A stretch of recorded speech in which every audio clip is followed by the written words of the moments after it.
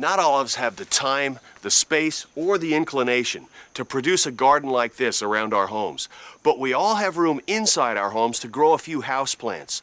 And what I'd like to talk about today is rooting or reproducing those houseplants, including some of the more difficult varieties like succulents, like this one. This is a cholla cactus, and I'd like to have a cutting of it for my own garden.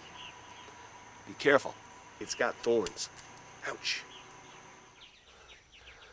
Sometimes propagating houseplants is as simple as cutting one up. This one is a fern. Ferns have no true roots.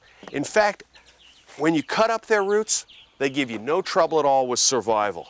An easy way to propagate many houseplants is simply to divide them into smaller pieces, as I'm doing with this. I'm using an old kitchen knife for the purpose. Don't use a good knife.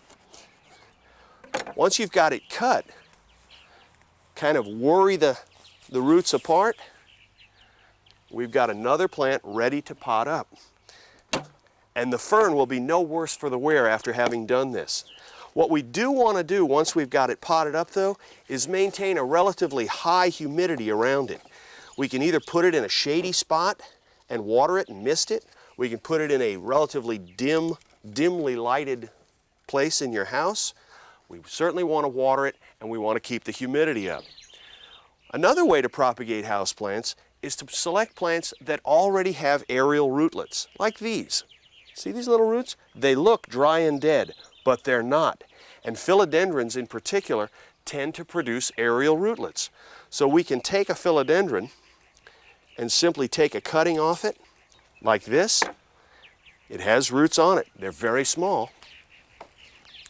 And pot it up, winding the stem around in a bit of a circle in our potting soil and leaving the leaves exposed.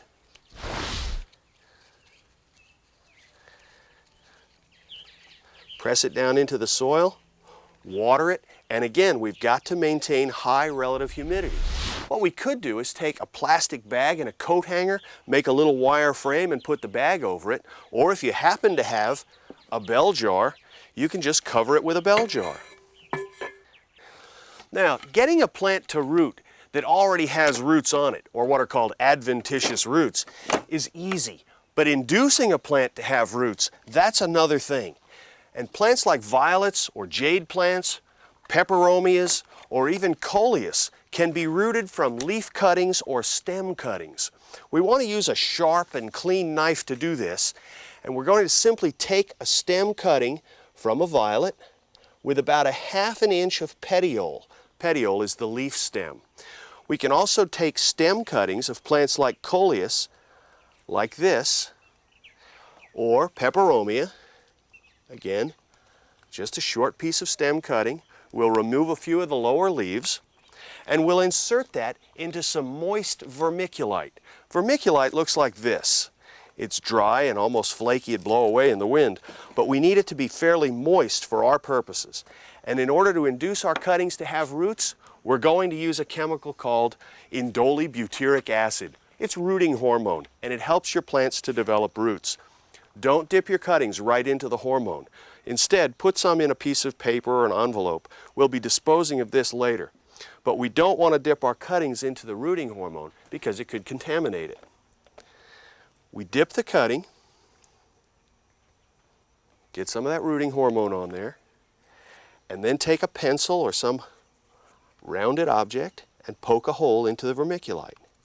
We insert the cutting in it and then firm the vermiculite around it. We could also use perlite for this purpose, but vermiculite I find works really well. We can take several cuttings, they don't all have to be the same kind of plant, put them into the vermiculite, firm up the soil, and then, once again, these plants have no roots, so they have no way to take up water. So what we have to do is maintain a very high relative humidity around the cuttings. And again, a great way to do that is to use our bell jar or a coat hanger frame with a plastic bag. What we'll do with our cactus is allow it to form callus tissue. And that'll form right here at the cut surface. And that may take 2 weeks or 30 days. But then we'll be able to pot it directly into the soil, it'll grow roots, and we'll have a new cactus in a pot. Rooting cuttings doesn't need to be difficult. In fact, some cuttings root incredibly easily. You may have noticed I'm wearing this leaf. My good friend Laura gave it to me. She said if I pinned it to a curtain, it would grow roots. Right. Well, I laid it on an absorbent piece of paper, and not only did it grow roots, it grew little plants. This is a great way to involve your children in gardening and teach them about plants and rooting and things. All I have to do now is trim off the excess paper, put it on some potting soil, and it'll grow into a new kalanchoe.